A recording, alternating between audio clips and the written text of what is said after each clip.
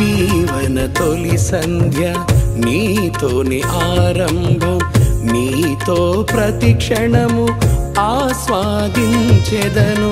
జీవన మలి సంధ్య నీతోని సహవాసం, కలనైన మరువను నీ సహచర్యము.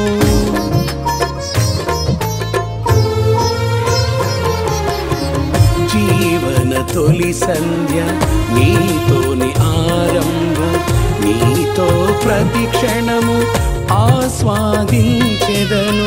జీవన మలి సంధ్య నీతోని సహవాసం, కలనైన మరువను నీ సహచర్యము. నీలో ఫలించుచు పరుగెత్తెదు నేను, నీలో జీవించుచు పై పైకి ఎదిగెదను. నీలో ఫలించుచు పరుగెత్తెదు నేను, నీతో జీవించుచు పై పైకి ఎదిగెదను. ఆత్మతో నింపి అభిషేకించి నన్ను బలపరచితివే.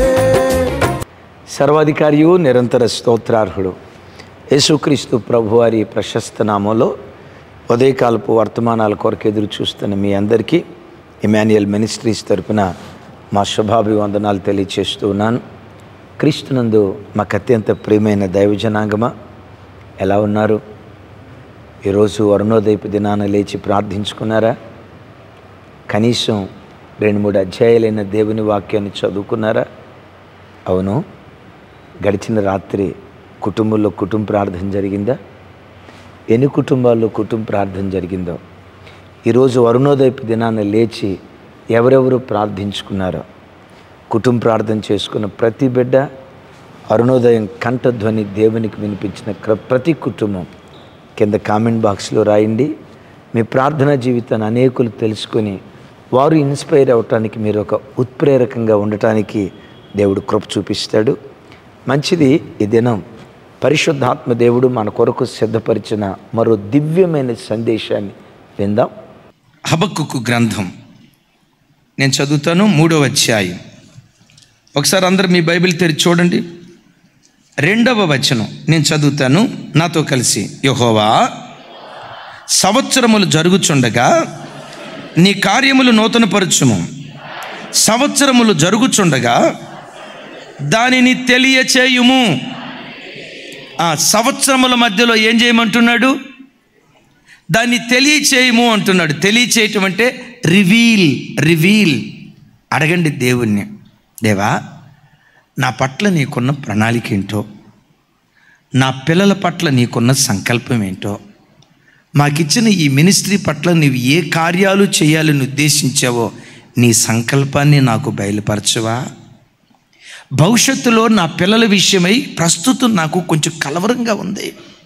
వీడు దారి తప్పిపోతాడేమో, ఈ అమ్మాయి చేతికి రాదేమో, వీళ్ళ పరిస్థితి ఏమైపోతుందో, తెలియని కలవరం నా గుండెలను ఏలుబడి చేస్తుందయ్యా. ఈ పిల్లల పట్ల భవిష్యత్తులో నీవేం ఉద్దేశించావో, నువ్వు చేయ ఉద్దేశించిన కార్యాలు నాకు తెలియచేయవు. మీరు అడగొచ్చు, మీరు అడగండి నన్ను అన్న. అట్లా అడిగితే దేవుడు తెలియచేస్తాడా? నీ దేవుడు ఎవరో తెలుసా? మాటలాడకుండా మౌనంగా ఉండుటకు మాయాస్వరూపి అయిన దేవుడు కాదు. పురాతన కాలము నుండి మాట్లాడుతూ వచ్చాడు. అదే ఆమోసు గ్రంథంలో రాసి ఉంటుంది. చూడండి ఆ మాట. ఆమోసు గ్రంథం 3వ అధ్యాయం 7వ వచనం. నాతో కలిసి చెప్పండి. తన సేవకులైన ప్రవక్తలకు తాను సంకల్పించిన దానిని బయలుపరచకుండా ప్రభు అయిన యెహోవా ఏమీయూ చెయ్యడు. చప్పలు కొడుతూ దేవునికి స్తోత్రాలు చెప్దాం. నా వైపు చూడాలి, అందరు నా వైపు చూడాలి. దేవుడు తాను సంకల్పించిన దాన్నట తన ప్రవక్తలకు తన సేవకులకు బయలుపరచకుండా దేవుడు ఏమీ చేయడట. అంటే నీ జీవితంలో, నీ పిల్లల జీవితంలో దేవుడు ఏదైనా కార్యం చేయాలని అనుకుంటే నీవు ఆయనకి సేవకురాలుగా బ్రతకాలే. కానీ సేవకురాలు అవటం అంటే మళ్ళీ తెల్లబట్టలు వేసుకోవటం అని అనుకునేరు కాక, దావీదును పట్టుకొని ఏమన్నాడు? దావీదు అందుకోవాలా? దావీదు యోబును కూర్చోమన్నాడు, నా సేవకుడైన యోబు అని అన్నాడు కదా. అంటే మీరు ఉద్యోగాలు చేస్తున్నా దేవుని సేవకులుగా బ్రతకండి. చెప్దాం ఆమేన్. తన ప్రవక్తలకు సేవకులకు చెప్పకుండా యెహోవా ఏదియూ చేయడు.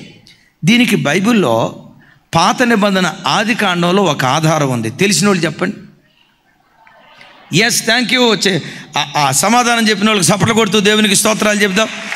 సొదొమ గొమొర్రా నాశనం చేసేటప్పుడు వెళ్ళబోయే ముందు దేవుడు అంటాడు, నేను చేయబోయే సంగతి అబ్రహాముకు నేను దాచేదనా? అయ్యో, అట్లట్లా నేను దాస్తా? అబ్రహాం ఎవరు? ప్రవక్త. అబ్రహాం ఎవరు? దేవుని సేవకుడు. అబ్రహాముకి సంగతి చెప్పకుండా నేను ఎలా దాస్తా? అబ్రహాముకు బయలుపరిచాడు. బిడ్డలారా, ఒక్కసారి మీరు ఆలకించండి. నీ జీవితంలో దేవుడు ఏం సంకల్పించాడో, రాగల 6 మాసాల్లో భవిష్యత్ కాలంలో దేవుడు ఏమి చేయ ఉద్దేశించారో ఆయన సంకల్పాన్ని దేవుడు బయలుపరచును గాక. పెద్దగా చెప్దాం ఆమేన్.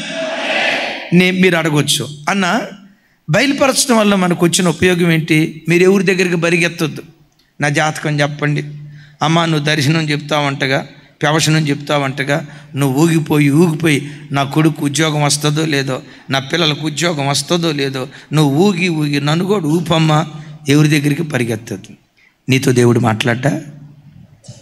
ఒక్కళ్ళు కూడా మేనల్లా. నీతో దేవుడు మాట్లాడ్డా? మెల్లనైన స్వరం ద్వారా తన ప్రజలతో దేవుడు మాట్లాడతాడు. అన్న అలా మాట్లాడితే ఉపయోగం ఏంటి అని అంటారా? 2 ఉపయోగాలు చెప్తాను. యోసేపు పట్ల దేవుని సంకల్పాన్ని చిన్న వయసులోనే దేవుడు బయలుపరిచాడా లేదా? పెద్దగా చెప్పాలంటే ఏమని బయలుపరిచాడు?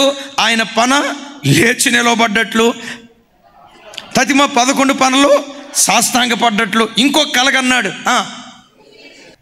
ఆయన ఉదయ నక్షత్రం లాగా ప్రకాశిస్తున్నట్లు, మార్నింగ్ స్టార్ లాగా 11 నక్షత్రాలు సూర్యచంద్రులు ఆయనకి సాష్టాంగపడి నమస్కారం చేస్తున్నట్లు. అంటే యోసేపుకు తన చిత్తాన్ని, తాను చేయబోయే కార్యాన్ని బయలుపరిచాడు. యోసేపా, ఎప్పటికైనా నువ్వు రాజువే, ఎప్పటికైనా నీ పన లేచి నిలవబడుతుంది, ఎప్పటికైనా నువ్వు రాజుగా ఊరేగుతావు అని బయలుపరిచాడు కదా. ఇప్పుడు యోసేపును గోతిలో వేశారు. మానవ రీతిగా కొంత భయపడి ఉంటాడు, కానీ మనసులో మాత్రం ఏముంది చెప్పండి? అదే పోతీఫర్ ఇంట్లో అంట్లు గడిగేవాడిగా పనిచేస్తున్నాడు. నా కర్మ, నా తలరాత, మా అమ్మ చేసిన పాపమే నాకు అయిపోయింది, ఇది నా కర్మ, నా బతుకంతా ఇంతే. అదేంటి, చచ్చిపోతే లేయమ్మ చచ్చిపోవచ్చుగా, మా పెద్దమ్మ బతుకుంది, మా సన్నమ్మ చచ్చిపోయింది, దేవుడు ఇట్లా అన్యాయం చేశాడా అని ఏడుస్తా అంట్లు తవ్వాల. ఈరోజు అంట్లు తవ్వుతూ ఉండొచ్చు, ఈరోజు పోతీఫర్ ఇంటికి దాసుడిగా రావచ్చు, ఒక రోజు వస్తుంది ఈ ప్రాంతాలకే యజమానుడిగా దేవుడు నన్ను మారుస్తాడు అని దేవుడు సంకల్పించింది తెలిస్తే శ్రమల్లో ధైర్యంగా ఉంటామా లేవా? ఒక్కళ్ళు చెప్పట్లా. సంకల్పం తెలిస్తే అరే ఈరోజు సాసే చేయరా భయ్, పర్వాలేదు, ఈరోజు చాచే చెయ్యే, ఒక రోజు వస్తుంది ఈ చేతిని ఇచ్చే చెయ్యిగా దేవుడు మారుస్తాడు. ఈరోజు దాసుడినే రేపు యజమానిగా దేవుడు మారుస్తాడు. ఆ సంకల్పం తెలిస్తే శ్రమలలో కదిలిపోకుండా నిత్యము నిలిచే సియోను కొండలాగా దేవుని కొరకు నువ్వు నిలవబడతావు. అందరం స్తోత్రాలు చెప్దాం. చాలామంది దేవుని కృప, మన పరిచర్య ప్రారంభించినప్పటి నుండి చాలామంది బిడ్డలు మన పరిచర్య భవిష్యత్తులో ఎలా చేయబోతున్నాడో, కొంతమంది వారు కనిన కలలు, చూసిన దర్శనాలు గురించి చెప్పారు. తల్లి సుశీలమ్మని సేవ ప్రారంభించిన ప్రారంభ దినాలు 2002వ సంవత్సరం. నేను దైవ సేవకురాలు వాళ్ళ ఇంటికి వెళ్తే ఆ తల్లి చెప్పిన మాట ఏంటో తెలుసా? అయ్యా, ఈ పరిచర్యను ప్రకాశమానమైన, దేదీప్యమానమైన జ్యోతిగా భవిష్యత్తులో దేవుడు వెలిగించబోతున్నాడు. ఈ వెలుగులోనికి లక్షల కొలది ప్రజలు వస్తున్నట్లుగా నేను దర్శనంలో చూశానయ్యా. కంగారు పడద్దు, ఒకరోజు వస్తుంది కొన్ని జాతులకు దీపంగా ఈ పరిచర్యను దేవుడు నిలవబెట్టబోతున్నాడు. మనిషిని కదా మీరు ఆమెనన్నారు. ఇప్పుడు చూసి ఆ రోజుల్లో నేను మనసులో అనుకున్నాను అని అనను, కానీ అలాగని అనలేదు అని అబద్ధం కూడా ఆడలేను. ఇదేం తమాషా అంటారా? ప్రభా, ఎవరి దగ్గరకో వెళ్ళి భిక్షాందేహి అని అడుక్కోకుండా దండం పెట్టయ్యా, కొంతమంది ఆత్మల్నివయ్యా, ఆ తల్లి అంటది, ఇదో దేదీప్యమానమైన జ్యోతిగా ప్రకాశించబోతుంది.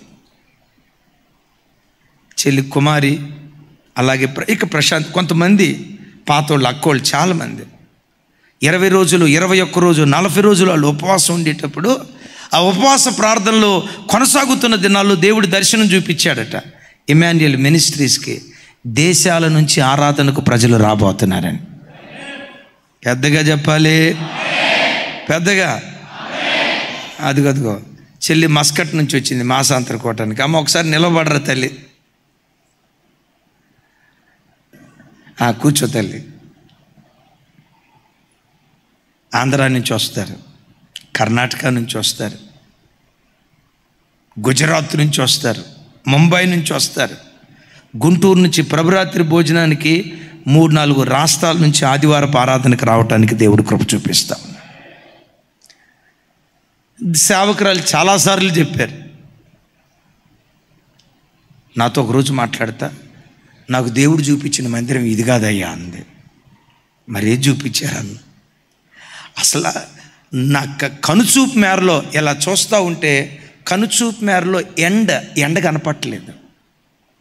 ఆ రోజులు దేవుడు తప్పకుండా ఇస్తాడు, ఆ రోజులు తప్పకుండా దేవుడు ఇస్తాడు. గత సంవత్సరం మందిరం కట్టక మునుపు క్రింద గ్రౌండ్ ఫ్లోర్లో 21 దినాల ఉపవాస ప్రార్థన జరిగేది. ఆ 21 దినాల ఉపవాస ప్రార్థనలో నేను ఇట్లాంటి ఎందుకు చెప్పనో తర్వాత చెప్తాను. ఇట్లాంటివి చెప్పామనుకోండి, నాకు దేవుడు పలానా చోట దర్శనమై ఇట్లా నాతో మాట్లాడాడు, ఆ తర్వాత ఇది జరిగిందని చెప్తే ఆ తెల్లారి మీరు వచ్చి మమ్మల్ని గురించి కూడా ఏదైనా ప్రవచనం చెప్పండి అని చెప్పి నన్ను సోది చెప్పేవాడిగా మారుస్తారు. అమ్మ బలుకు, జగదంబ బలుకు, అంబ బలుకు, ఈ కార్యక్రమం స్టార్ట్ అయిపోద్ది. అందుకని ఇట్లాంటివి చెప్పాం. ఇక మమ్మల్ని ఎట్లా చూస్తారంటే, అయ్యగారు లోపల ఏదో ఉంది, ఏమీ లేదు, ఆయన కృప తప్ప. ఆమెం చెప్పండి. ఇక మనుషుల్ని ఏం చేస్తారు, అన్న కళ్ళు మూసుకుంటే ఏదో కనపడిద్ది అంట, అదే చీకట కనపడిద్ది. అవసరమైంది బయలుపరుస్తాడు. ఇప్పుడు రాత్రి పడుకునేటప్పుడు, ప్రభా ఈ రాత్రి నాకు కనపడు అని అన్నాం అనుకో, పెటామని వచ్చి కొడతాడు. ఎందుకురా నీకు కనపడింది, ఏ పని నీకు?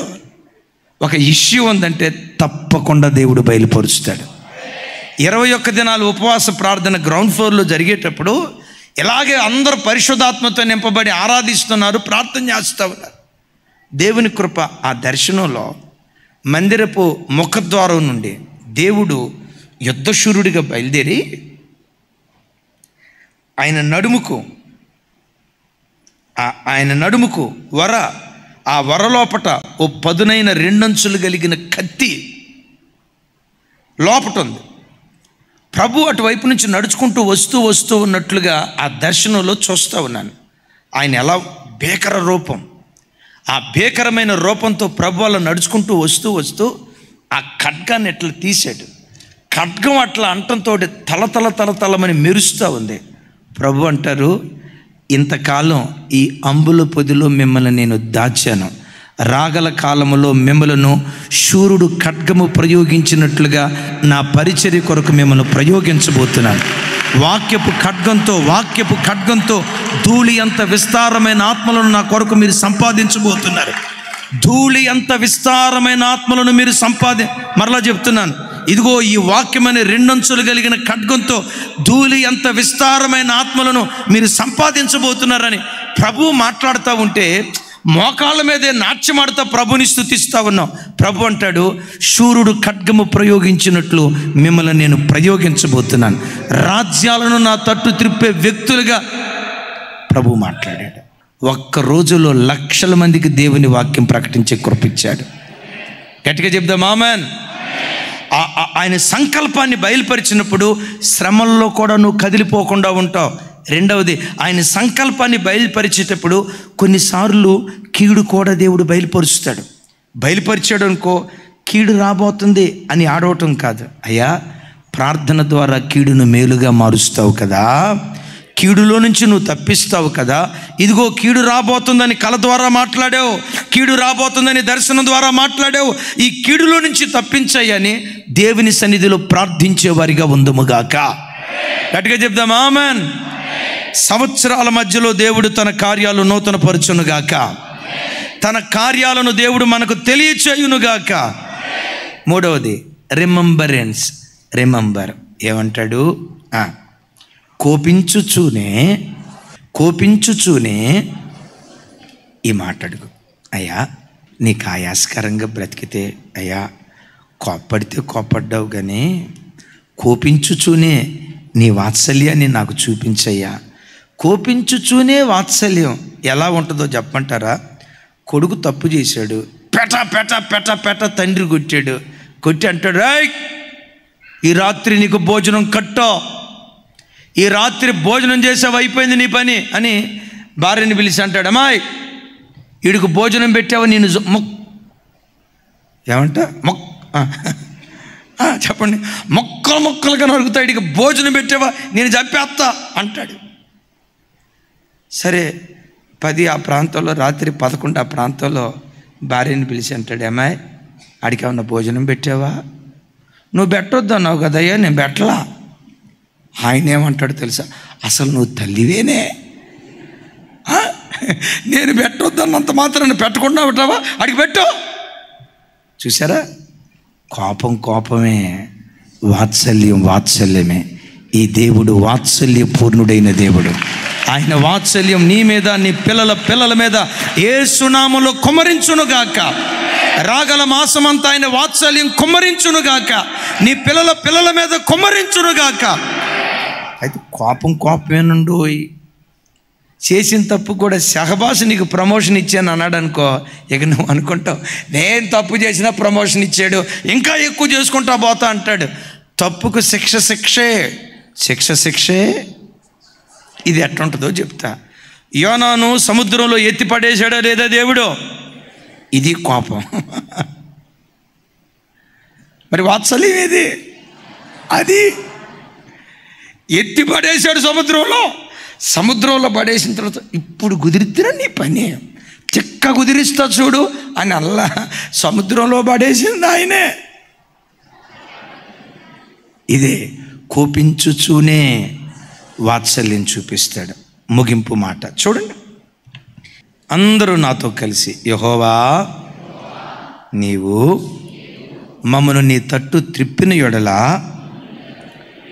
మేము తిరిగేదము, మా పూర్వస్థితి మరలా మాకు దయచేయి, మరలా మాకు కలుగు చేయి. ఒకసారి నా వైపు చూడండి. నెబుకద్నెజరుకు పూర్వస్థితి దేవుడు అనుగ్రహించాడా లేదా? పశువుగా మారిన ఆయన మరలా రాజు అయ్యాడా లేదా? నెబుకద్నెజరు అన్యుడా ధన్యుడా ఇశ్రాయేలీయుడా? అన్యుడి పట్లే అంత వాత్సల్యం కురిపిస్తే నీ పట్ల దేవుడు వాత్సల్యం కురిపించకుండా ఉంటాడా? బట్ ఈ 6 మాసాల్లో ఎక్కడైనా దేవునికి ఆయాసకరంగా నువ్వు బ్రతికినట్లుగా గుర్తుంటే ఆయన సన్నిధిలో ఒప్పుకో, ప్రభు తట్టు తిరుగు, పూర్వదినాలు మరలా నీకు దయచేయునుగాక.